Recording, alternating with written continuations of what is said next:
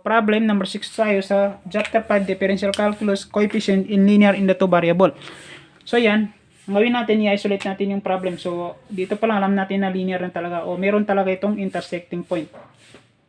So kunin natin yung intersecting. So x minus 2 is equivalent of 0. Then ito, ano ba yung size? X plus y is equivalent, x plus y meron palang negative 1 equivalent to 0. So, anong gawin natin dyan? So, isolate tayo. So, ito, tingnan natin yung problem. Ano may makukuha natin? So, ito, transpose lang natin. Makuha na natin yung x. X is 2. Ito, transpose mo lang. Then, ito, isa-substitute mo dito. 2 plus y minus 1 is equivalent of 0. So, y is equivalent of what? Ito, pag transpose mo ito, negative 2. Negative 2 to positive 1 is negative 1. So, yan po yung value ng y natin. So, ibig sabihin lang po, ang ano natin dito is, tandaan lang, nakuha natin h, k. Ang h, k po natin dito is, h, k is equivalent of positive 2, negative 1. Yan. Yan po yung h, k natin. So, gamitin natin yung substitution, which is yung h, x pala, u plus h, which is plus 2.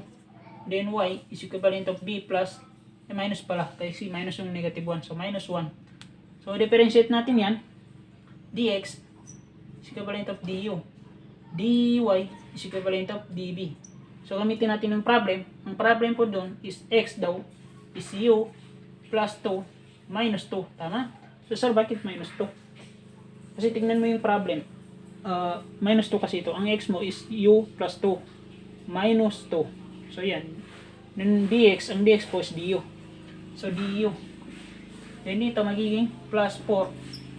Then, x is yung u plus 2. Then, ang y is what? Ang y mo is b minus 1. Minus 1 naman.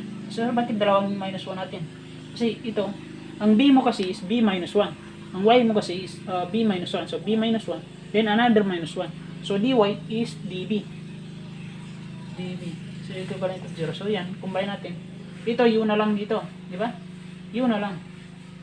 Kasi positive 2 to negative 2 is 0 na yan. So, ito naman, plus 4. Then dito, ano mo matatanggal? Negative 2. Negative 1 to negative 1, negative 2. Negative 2 so positive 2 is 0. So, u na lang dito. Plus b na lang. So, yan. Yan na lang yung i-isolate natin. So, kung titignan mo, konti lang pero mahaba rin ang solusyon yan. So, simplify natin. Anong gamitin natin? Nasa ano na kasi ito, sir, i-distribute lang natin yung 4, mag-homogeneous na yan. So, kasi patas na yung degree. So, u, du, plus 4u, plus 4b, db. So, homogeneous. So, anong gagamitin natin? Gagamitin natin yung substitution is u is equivalent of bg. So, differentiate natin yan, du is equivalent of bdg plus gdb. So, yan. Gamitin natin ito. Ang u po is bg. So, bg dito. bg. bg po yan. So, bg yan. bg. bg. Then, du. Ang du mo is bdg plus gdu. So, bdg plus gdu. So, yan. So, plus mo sa ano ba yan? 4. Multiply by u, which is yung bg mo, plus 4, multiply naman sa b, so b na lang dito, so dito db, so db din. Ano yung gawin? Simplify natin ito yung next step natin. So ito, tignan yung problem. Ang problem natin dito is db, di ba? So ibig sabihin lang po, kailangan dg lang yung hanggang dito. So gawin natin dg dito, then after that i-separate natin yung kay db para si parabol na. So bdg times b is magiging b squared g, di ba? So, yan lang. Yung kay dg. Ano naman yung kay db? db kasi ito ang ddu. So, gdb multiply by b, magiging what? Magiging, then combine naman dito, magiging, ito, magiging bg squared. So, combine mo dito, 4 times bg, kasi, kinukombine natin yan kasi parehong db. So, 4 times bg, magiging 4bg. Then, 4, yan, okay na. 4b dito. Yan, db. So, combine natin yan. tingnan natin kung ano makuha natin. G, DG. So, dito, mayroon bang, wala, okay lang. Wala tayong ano dito, wala tayong problema. Kasi wala naman makukombine. So, ipapactor na lang natin yung kailangan tanggalin. Kasi ito, hindi mo, B squared kasi ito, hindi mo siya pwedeng integrate kasi mag-respect sa DG. So, i-factor out mo yung B squared. So, dito na lang, G na lang. Then, DG. So, dito naman, dito, ang pwede mong factor, B. B yung pwede dito. Then, G squared plus Z plus 4G. Then, plus 4 na lang. dB. So, para maano natin yan, ma-separate natin yan, kailangan natin mag-divide ng B squared. And what? Ito pa, yung Z squared plus 4G plus 4 para separable. So, dito, ang matatanggal lang dito is B squared. All over B, matatanggal yan. So, ang matira yung G. Ang magiging denominator na yung G squared plus 4G plus 4. Tama? So, G dito, DG, ang magiging denominator na yung Z squared plus 4G plus 4. So, dito, magiging B all over B squared, magiging DB. Kasi ito, matatanggal na ito, di ba? So, magiging DB all over B na lang. So, yan, separable na. So, iano natin, i-integrate natin yan. So, ito, magiging, ang problema kasi dito is masyadong mahaba. So, masyadong mahaba kasi yung denominator natin. So, pag mahaba yung denominator natin, kailangan natin i-convert by binomial. So, doon tayo sa taas. Binomial. So, dito, integral of G dz. Tama? All over. Gawin mong binomial ito. So, pag ginawa natin yung binomial, yan magiging G plus 2 quantity. Tama? So, all over, ito pa, plus dB. So, plus integral of dB all over B. So, integral of dB all over B. So, ano pa? So, equal to 0 na yan, di ba? So, equal to 0. Yan. So, integrate natin ito. Ang gawin natin dito is partial fraction.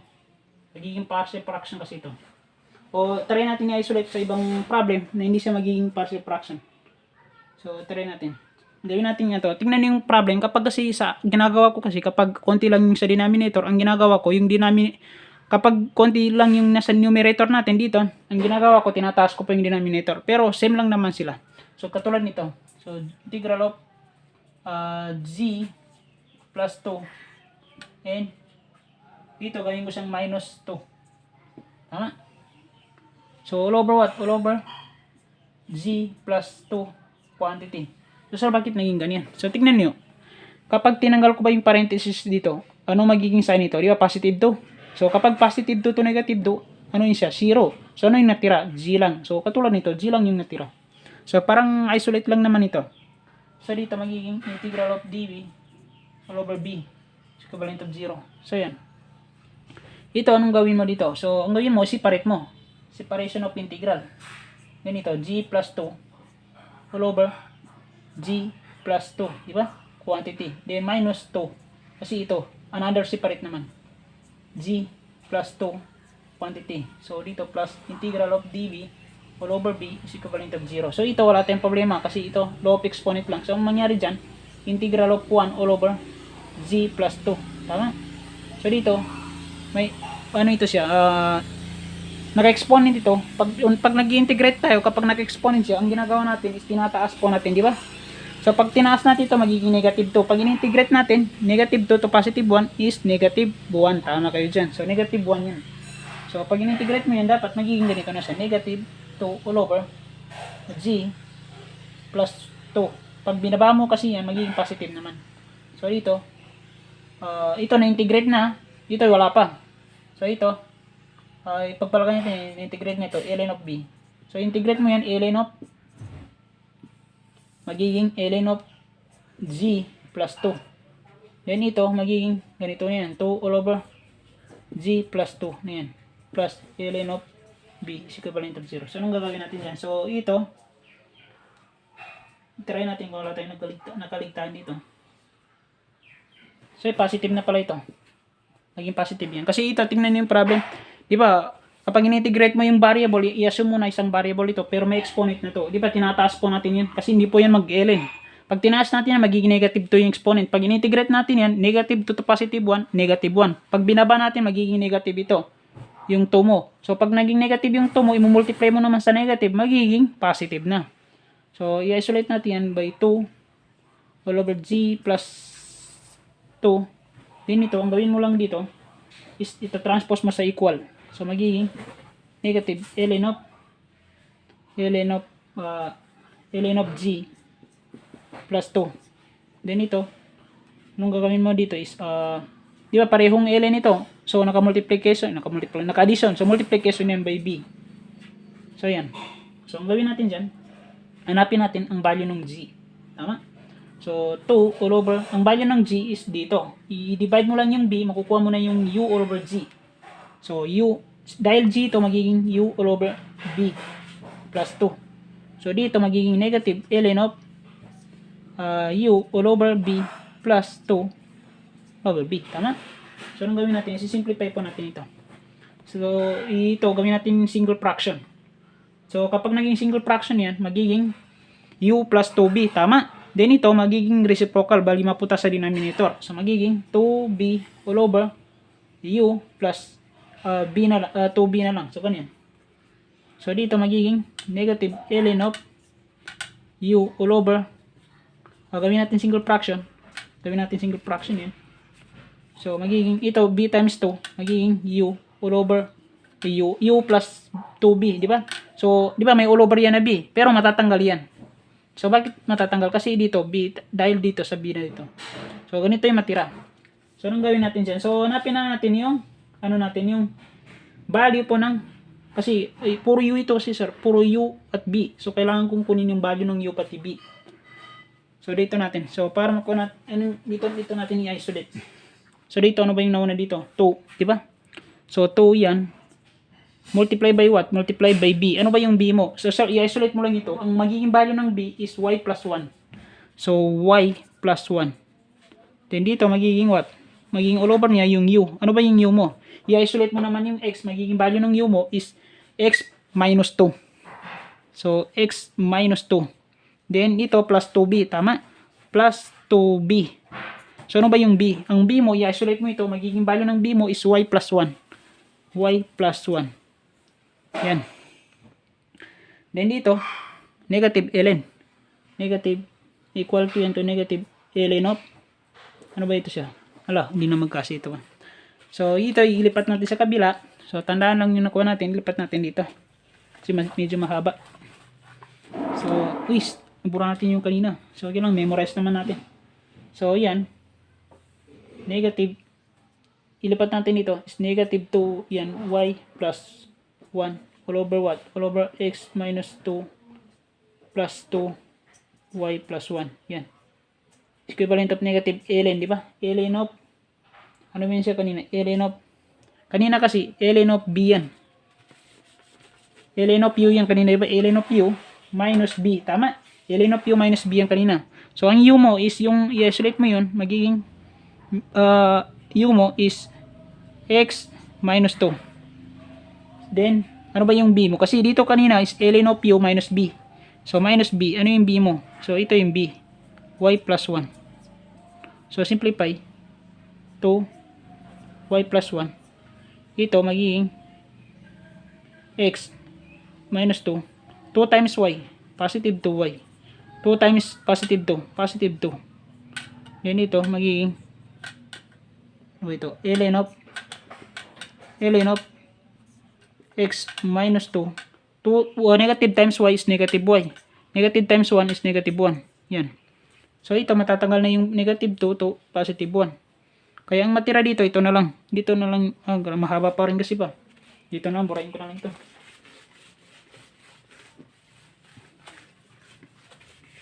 So, yan. Ang natira dito is 2 multiply by 1. Ganito yan. So, ano yung natira dito? Ang natira lang dito is x plus 2y. So, x plus 2y is equivalent of ito. Anong matira dito? Negative 2 to negative 1, negative 3. So, ln of x minus y to negative 3. So, anong gagawin natin dyan? So, yan. So, i-isolate natin ito para matanggal kasi yung denominator, mag-multiply ka ng x plus 2y. So, parang matira lang dito yung 2y plus 1. Then, ito, pag multiply mo dito, magiging negative. X plus 2y ln of x minus y minus 3. So, ito na po yung sagot sa problem number 6 natin. Yan na po yung sagot sa problem number 6.